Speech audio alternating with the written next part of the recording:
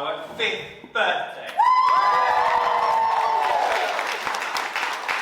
So, although I do this every year, standing on the stage this year feels a particularly proud moment for me. I can distinctly still remember distracting myself from everything that was going on in the world in 2020, which I'm sure everybody can relate to on some level. I was reflecting on my career to date and jotting down ideas for ways in which I could dedicate more of my time and the work that I'm doing towards celebrating, supporting and learning, that's one of the most important things, from young LGBTQ people. Now, one of the ideas that I came up with became the seed that was grown into the QSAs. Now, after 5 years of hard work and perseverance with plenty of support from generous queer folk, many of whom are sitting in the room in front of me right now, I can see some of you make eyes with me, thank you. We're here together as our own little family, celebrating the event's 5th anniversary in the fabulous city of Liverpool. And it's the old Mediterranean outside giving us a bit of a gush of wind here and there. Hoping that the wind will die down a little bit so we can open the balcony, because that was one of the main attractions of booking this venue this year. This is the 3rd city that that's hosted us to date, and there will be plenty of others to come in the future. For those of you that are new to the QSAs, we move cities every year because there are queer people all over the place. So it would take too long to thank every individual who played a part in getting us this important milestone. However, I do want to take a moment to show my appreciation for anyone in the room, as I just mentioned, that's kindly volunteered your time to make this year happen. So for those of you who don't know Eva, stand up please, my darling. So Eva Echo has done an incredible job yet again as our head judge, supporting this year's panel. If you have been on the judging panel this year, please can you stand up? Woo!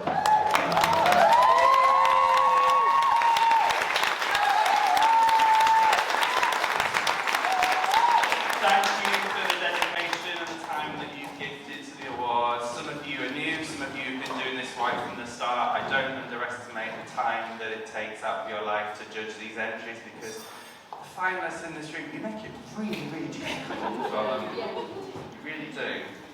And I, with Eva as well, you've just done a fantastic job, and I've also appreciated what probably amounts now to hundreds of voice notes. Last year's it was gifts in the last 12 months, and your continued enthusiasm and dedication to my vision for this event. Thank you. Now, events like this don't happen, they take a lot of planning, and when I decided on this year's theme of queer power that Ben was just speaking to last autumn, the world that we're living in was a very different place. And there were plenty of signs around us, sadly, at the time, that the direction of change was sadly about to become very difficult for LGBTQ folks, especially those in our community who are transgender and non-binary. I wanted a theme that could encourage us to lean into the strength and the resilience each of us have, often been forced to develop as part of simply being ourselves, whilst also recognising the fact that the changes going on in the world have undoubtedly often left us feeling powerless. It's one of the reasons that I chose December 10th last year to open entries, which the date itself marked the 40th anniversary of the Pits and Perverts concert, a benefit gig organised by the London Lesbian and Gay Support the Minors group, an event which has become a symbol of defiance and unity in the face of adversity. Something that I hope the QSAs has become and will continue to be. Now, I also want to see a theme which celebrated the queers of power, and Offer, where are you at in the room?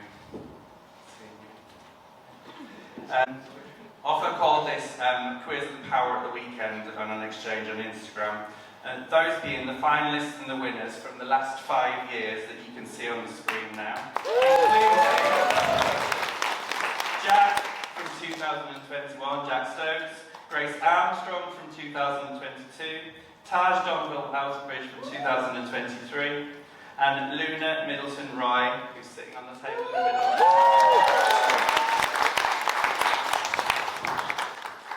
And give them an opportunity to shine light on them. Now that was also, the first awards when we had Jack in 2021 was also a date that was purposefully chosen by myself. We launched the QSAs on the 1st of July 2021, and that wasn't a coincidence, because that was the anniversary of the first Pride March in London in 1972. I read every single entry, every single year, before I pass them on to the judges, and I'm continually blown away by everything that you're all achieving against the backdrop that continually challenges your existence and your place in society. I think that alone, and this is for every single finalist in the room, is worth a huge round of applause.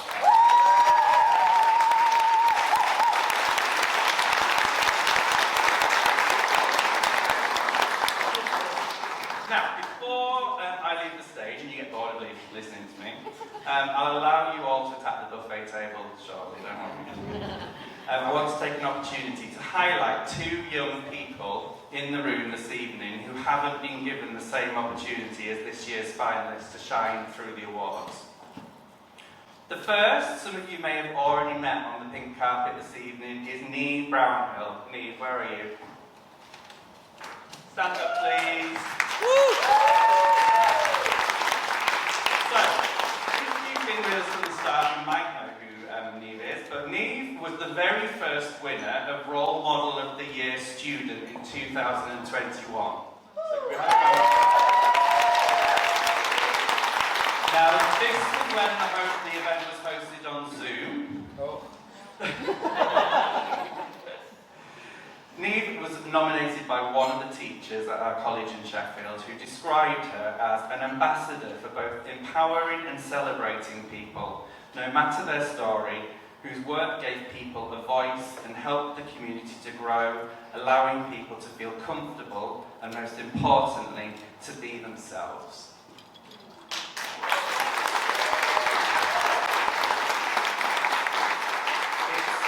Absolute pleasure to have finally we've got you here this evening, and you didn't get a moment on this stage in 2021, so it's time to come and collect your award.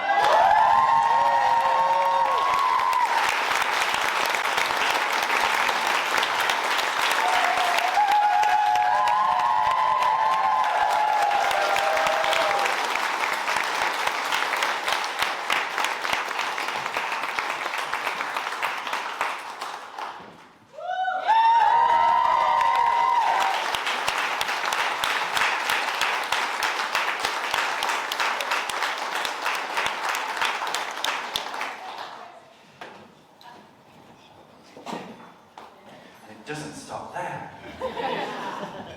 Now, the die-hard fans in the room will notice that this year's event is missing two important categories. One of which I was personally gutted that we couldn't run this year, Rising Star of the Year. Now, this is the category which usually celebrates the LGBTQ apprentice, graduate, or intern that's best demonstrated their ambition and potential to become a future business leader. Sadly, we didn't receive enough entries to run the category this year. That means for me there's a lot of work to do, and there's a lot of employers that need to do more. Now, as a result, the judges were unable to learn about and judge the fantastic work that was detailed in the one entry that we did receive. Now, having spent 8 years of my career before I moved on to working for myself, in a role that championed the opportunities and the doors that apprenticeships can open for young people, I just couldn't let the achievements that were listed in the nomination slide by.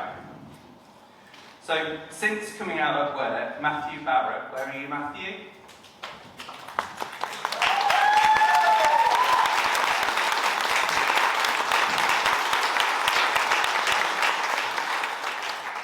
Matthew has become an inspiring advocate for inclusivity at e.on Next.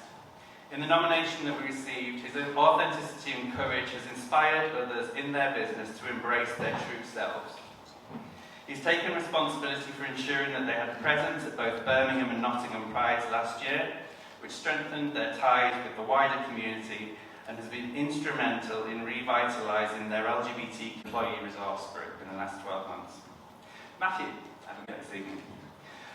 You deserve to be celebrated just as much as our finalists this evening. So your nomination has been judged alongside the other finalists that we will reveal this evening for Queer of the Year.